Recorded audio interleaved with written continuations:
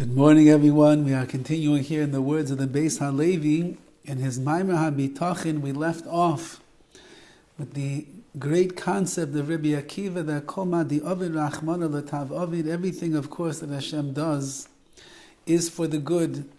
Whether we see the good right now with our own eyes, or ultimately we will see the good, we know that everything that Hashem does is for our good. And therefore he writes, V'zeh kavanas ha'posek. And this is the intention of the verse that is said by Dovid HaMelech, King David in Tehillim. And that verse is, Hacherpa, V'zeh kavanas ha'posek, Haver cherpasti asher yugarti, which is, remove my shame, because I was afraid. Ki mishpatecha toivim, I realize that your mishpatecha, your judgments, are really good. Dovid HaMelech was almost apologizing to Hashem that he was placed in a situation where the stakes were high and the fear was very great. And Dovid HaMelech allowed himself to slip into the realm of pachad, of fear, over the situation that was mounting around him. But he realized that the way of a Baal Bitachon, if you rely upon HaKadosh Baruch Hu, that is not the way that a person responds. Rather, a person goes with the emunah shleima that we're discussing of Kol Ma Dovid Rachmana L'Tav, everything is good. And therefore Dovid HaMelech said, because of my lack of faith and my weakness in the world of Bitachon, I have shamed myself in my relationship with you, HaKadosh Baruch Hu. And therefore, I'm asking you to remove that shame that I gathered because of my pachad, because of the fear that I had. Now that I realize that kol mishpatecha, that all of your judgments are really good. Bikesh, Dovid HaMelech was requesting, sheyimcha lo yacherpa, ma shenis yarei. He was asking HaKadosh Baruch Hu, please forgive him. Please, Hashem, forgive me that I shamed myself, or I deserved the shame of others because I was afraid. I'm Dovid Melech Yisrael. I'm the king of Klal Yisrael. I'm the greatest man of the generation. I know that everything that you do is for the good, and I allowed myself to show a bit of fear. I know that everything is for the good. There was no reason for me to fear. That was a mistake. It was a momentary lapse in my bitachon, says Dovid HaMelech, and therefore please forgive me for making that mistake. Rather, let me be strong and concerted in my efforts of acquiring more and more bitachon. Like it says in the verse, it says in the verse, in the beginning, a person who fears will bring a trap to himself. He's ensnared in his own fear. He gets caught up in anxiety and worry and concern, and he's afraid of his own shadow because of that which is going on around him. However, says the verse in Mishlei, B'teich b'Hashem, someone who trusts in HaKadosh Baruch Hu, Yesugav, that person, they will be fortified. They will be strong. They will be confident because they know that everything that is happening to them is from the Ribbono Shel Olam.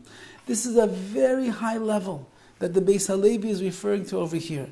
It is a level that says that whatever HaKadosh Baruch Hu does, even when it looks like it's evil, even when it looks like it's bad, even when it feels crushing to the person, they don't know where they're going to turn for the next ray of hope.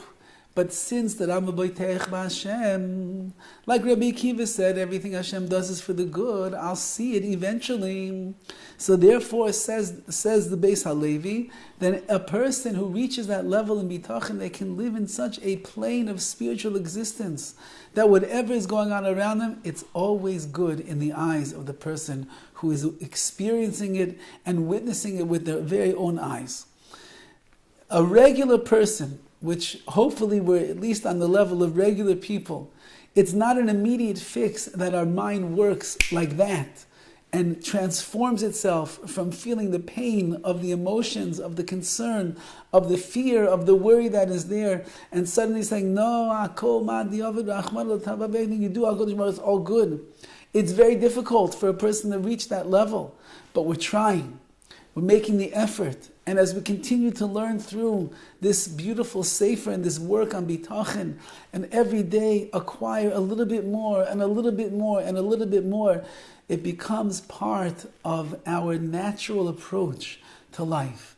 Things that used to fluster us, things that used to make us throw in the towel, things that used to confound us and bother us to no end.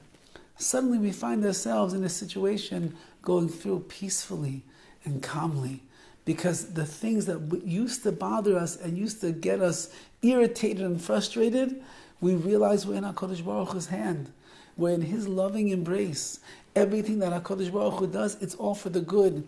It reminds me of the famous story with the Ramban, Nachmanides. He had a Talmud, he had a very dear student who got quite ill. And when he was on his deathbed, the Ramban came to visit and he says, "My dear Talmud," he said, "when you leave this world, I'm burying with you a paper, which is 3 kashas, 3 questions that I have on Hashem. Everything that HaKadosh Baruch Hu does in the world, I understand why He does. There's 3 things that are going on in Klal Yisrael. I have no teretz, I have no answer why He does what He does. So I'm sending these questions with you. I'm going to bury them together with you in the grave. When you go to Shemayim, I want you to bring these questions before the Rebbeinu Shalom and then come back to me in a dream and let me know what Hashem has revealed to you." So, sure enough, a few days later, this dear disciple of the Ramban passed away. And the Ramban, true to his word, sent the letter into the cave, into the grave together with this young man as he was laid to rest. Several days later, after the Shiva, the student came to the Ramban in a dream.